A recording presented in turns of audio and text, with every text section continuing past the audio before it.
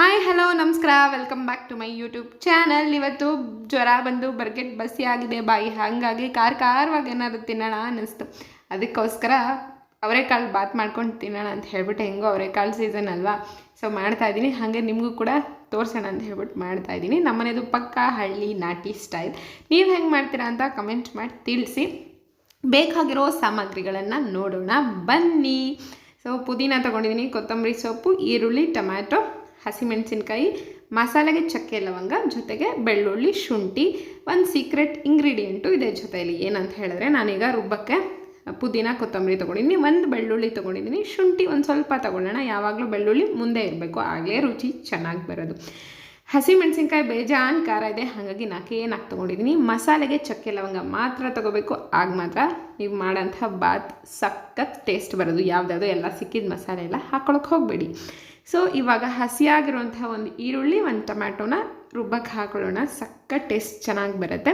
ನಾನು ನಿಮ್ಗಾಗಲೇ secret ingredient ಹೇಳಿದೆ ಅಲ್ವಾ, ಅದೇ ಕೊಬ್ಬರಿ. ಜಾಸ್ತಿ ಹಾಕೋಬಾರ್ದು, ಕೇವಲ ಒಂದು 2 ಚಮಚದಷ್ಟು ಹಾಕೋಬೇಕು. ತುಂಬ ಟೇಸ್ಟ್ ಸಖತ್ತಾಗಿ ಬರುತ್ತೆ. ಅದನ್ನು ಚೆನ್ನಾಗಿ ನೈಸಾಗಿ ರುಬ್ಬಿಟ್ಕೊಳ್ಳೋಣ. ಇವಾಗ ಕುಕ್ಕರ್ಗೆ ಒಂದು 2 ಚಮಚದಷ್ಟು ಎಣ್ಣೆ ಹಾಕ್ಕೊಂಡಿದ್ದೀನಿ. ನಮ್ಮನೇಲಿ ಸ್ವಲ್ಪ ಗಿಯೆಟ್ಟು ಅಂತ ಅಂತಾರೆ, ಹಾಗಾಗಿ ಸ್ವಲ್ಪ ಕಮ್ಮಿ ಹಾಕಿದ್ದೀನಿ. ನೀವೊಂದು 2 ಚಮಚ ಜಾಸ್ತಿ ಹಾಕೊಳ್ಳಿ, ರುಚಿ ಚೆನ್ನಾಗಿ ಬರುತ್ತೆ. ಸೊ ಈಗ ಅದಕ್ಕೂ ಒಂದೊಂದು ಈರುಳ್ಳಿ, ಟೊಮೆಟೊ ಹೆಚ್ಚು ಹಾಕ್ಕೊಳ್ಳೋಣ. ತರಕಾರಿ ಹಾಕೋಬೇಕು ಅಂತಿಲ್ಲ, ಯಾಕೆಂದರೆ ನಾವು ಮಾಡ್ತಾ ಇರೋದು ಅವರೆಕಾಳು ಬಾತು. ಅಲ್ಲೋ ಇಲ್ಲೋ ಒಂದು ತರಕಾರಿ ಸಿಕ್ಕರೆ ರುಚಿ ಚೆನ್ನಾಗಿರುತ್ತೆ ಬಾಯಿಗೆ ಅಲ್ವಾ. ಹಾಗಾಗಿ ಒಂದು ಕ್ಯಾರೆಟು, ಒಂದು 4 ಬೀನ್ಸ್ ಹಾಕ್ಕೊಂಡಿದ್ದೀನಿ. ಒಂದು 2 ಮುಷ್ಟಿಯಷ್ಟು ಅವರೆಕಾಳನ್ನು ಜಾಸ್ತಿನೇ ಹಾಕ್ಕೊಳ್ಳಿ.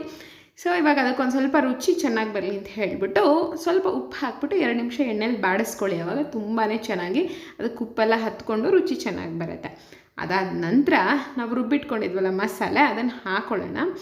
ಅದರಲ್ಲೂ ಒಂದು ಟ್ರಿಕ್ ಇದೆ. ಕೆಲವರೆಲ್ಲ ಏನು ಮಾಡ್ತಾರೆ ಅಂದರೆ, ಅದನ್ನು ಚೆನ್ನಾಗಿ ಹುರಿದು ಪೇಸ್ಟ್ ಮಾಡಿ ಅದು ಬಿಡಿಸಿ ಆಮೇಲೆ ಅಕ್ಕಿ ಹಾಕ್ತಾರೆ. ಹಂಗೆಲ್ಲ ಮಾಡಿದ್ರೆ ರುಚಿ ಚೆನ್ನಾಗಿ ಬರೋಲ್ಲ. ಅದು 2 ನಿಮಿಷ ಈಗ ನಾನು ತೋರಿಸ್ತೀನಿ ನೋಡಿ.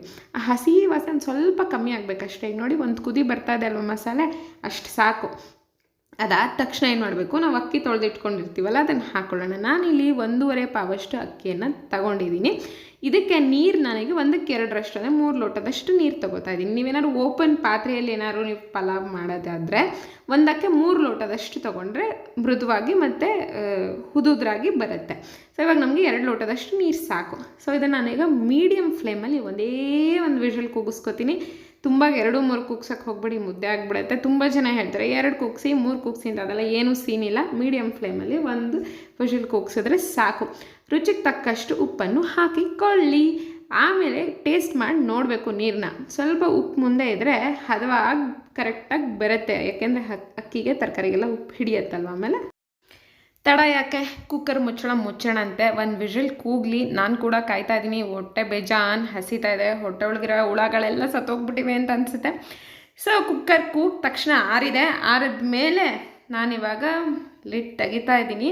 ಸೊ ನೋಡಿ, ರೆಡಿ ಆಯಿತು. ಇದಕ್ಕೆ 1 ಚಮಚದಷ್ಟು ತುಪ್ಪನ ಮೇಲೆ ಹಾಕಿ ಚೆನ್ನಾಗಿ ಮಿಕ್ಸ್ ಮಾಡಿ 1 ನಿಮಿಷ ಹಾಗೆ ಬಿಡಿ. ಆ ತುಪ್ಪ ಎಲ್ಲ ಅನ್ನೋದ್ರ ಜೊತೆ ಹೀರ್ಕೊಂಡ್ರೆ ರುಚಿ ಅಂತೂ